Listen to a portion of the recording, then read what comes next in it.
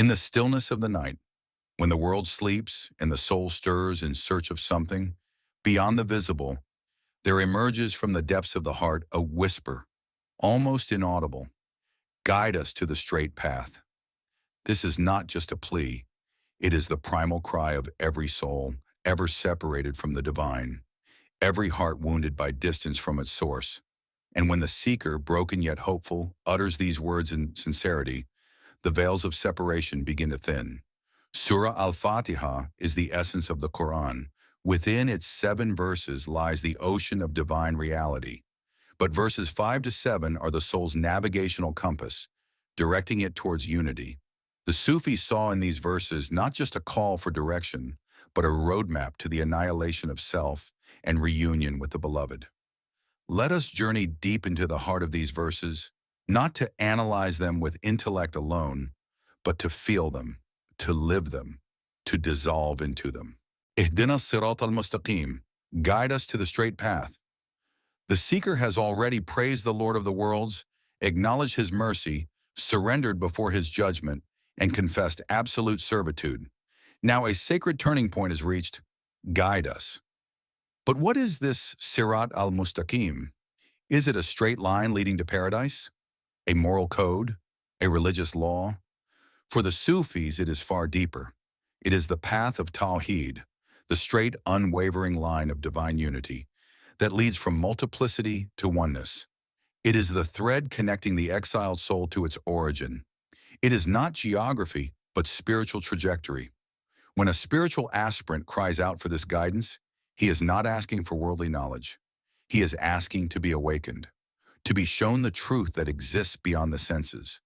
The Sufi knows that without this guidance, the soul is lost in the desert of illusion, mirages of ego, shadows of false desires, and the ever-deceiving self. Guidance in the Sufi path is not simply to be told where to go. It is to be transformed, to be shown the path not by speech but by unveiling. Hidayah is light. It is the breath of the divine upon the heart. Ibn Arabi describes the straight path as the path of perfect balance. It is neither extremism nor negligence. It is the balance of Jalal, majesty, and Jamal, beauty, of fear and hope, of silence and speech. It is the center point between outward forms and inward realities. It is Sirat al-Haqiqa, the path of truth. For the Sufi, this path is walked not by feet, but by annihilation in God, Fana. It is not linear in space. It is vertical in being. It is ascension from ego to essence. Thus, this verse becomes the eternal cry of the soul, to be released from the illusions of form, to journey into the truth of its origin. The seeker does not ask to be guided to the destination, but to the path itself, knowing that in walking it, the destination unfolds. صراط الذين أنعمت عليهم غير المغضوب عليهم ولا الضالين. The verse continues with a further refinement. The path of those you have blessed, not of those who have earned your wrath, nor of those who have gone astray. This distinction is vital. It reveals the Sufi insight into states of being. It shows that not all who walk paths reach the same end. The Sufi asks not just for any path, but for the path of the blessed ones. Who are these blessed ones? The Quran explains elsewhere, from among the prophets, the truthful, the martyrs, and the righteous. 4.69. Sufis saw this as referring to the people of the heart, those who drank from the wine of divine presence, those whose veils were lifted, those whose ego died, and whose essence became a mirror to the divine. Rumi called them the hidden saints. They may be outwardly unknown, but inwardly they burn with divine light. Their every breath is remembrance, their silence is speech, their being is fragrance. To walk their path is to walk the path of sincerity, self-effacement, and constant remembrance. It is the path of tears shed in secret, of nights spent in yearning, of a love that consumes every trace of otherness. Not the path of those who have earned your anger. Who are these? In Sufi interpretation, these are the ones who knew the truth, but refused to surrender to it. They are the scholars without light, the religious ones without love, the worshippers attached to form without inner meaning. For them, the law became a veil, not a bridge. And the misguided?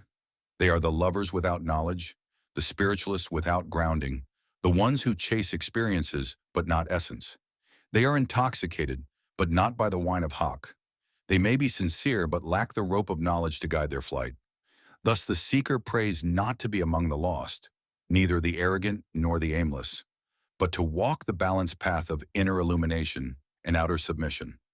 The Sufi walks between fire and light, burning with longing but guided by divine wisdom.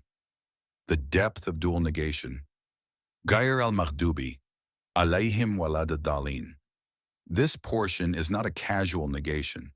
It is the burning away of what the path is not. In Sufism, knowing the truth includes recognizing and shedding falsehoods. The phrase is a cleansing fire. Why mention these two categories? Because the path of the ego can mimic both. The seeker can easily be deceived into thinking he is walking the path while being deep in delusion. The knowledge of the angry ones and the passion of the misled can both be traps. Therefore, the Sufi invokes the light of discernment.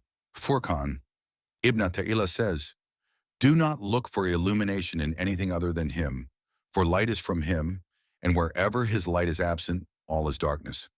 The straight path is lit not by intellectual certainty or emotional highs, but by the presence of God in the heart. The inner dimensions of the straight path. Sufis often interpret the straight path as not a single path, but a spiritual unfolding. Each stage of the soul has its own Sirat. 1. Sirat al-Islam, the outer path of submission. 2.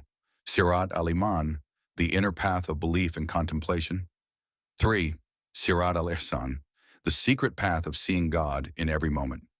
4. Sirat al-Tawheed, the path of seeing no existence but God. 5. Sirat al-Fana wa Baqa, the annihilation in the divine and subsistence by Him. These layers are hidden in the single phrase, Ihdina Sirat al-Mustaqim. The prayer is simple, but the realities it unlocks are endless. Why ask repeatedly for guidance? If the believer recites this prayer several times daily, why keep asking?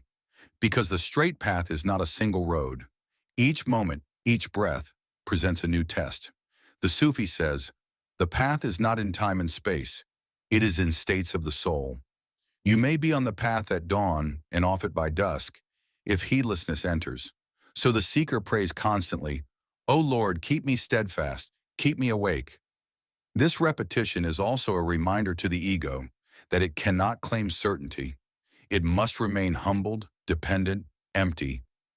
The secret in the word itina, guide us. The plural form, us, is profound. The Sufi does not walk alone. This is the path of companionship. The seeker is part of a caravan. It is a reminder that salvation is not selfish, that the light you seek is also for others. It also reflects the oneness of the human soul. When the Sufi says guide us, he is praying for all of creation, because to be truly united with the beloved is to love all his signs. Rumi's whirling Sirat. In the dance of the dervish, the straight path is enacted. The dervish turns, not in chaos, but in orbit around love.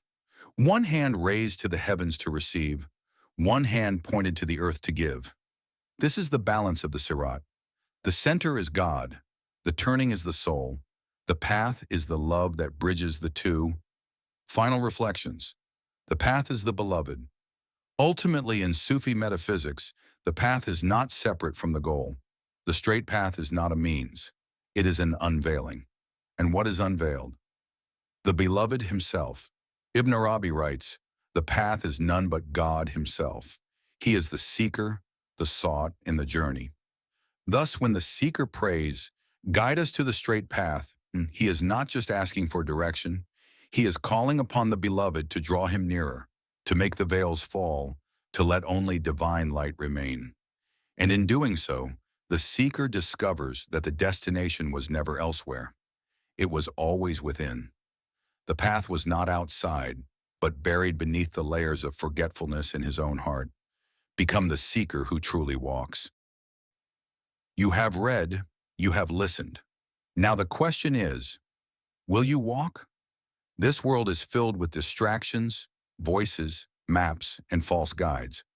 But there is only one straight path, and it begins with a single, sincere prayer. Guide us. Say it not with the tongue, but with your being. Say it until you weep. Say it until your heart burns. Say it until the beloved responds. And when he does, walk. Walk barefoot if you must, but do not stop. Because the Sirat Al-Mustaqim is not just the way to the beloved. It is the beloved. Innahu kana tawwaba. Indeed, he is ever accepting of return.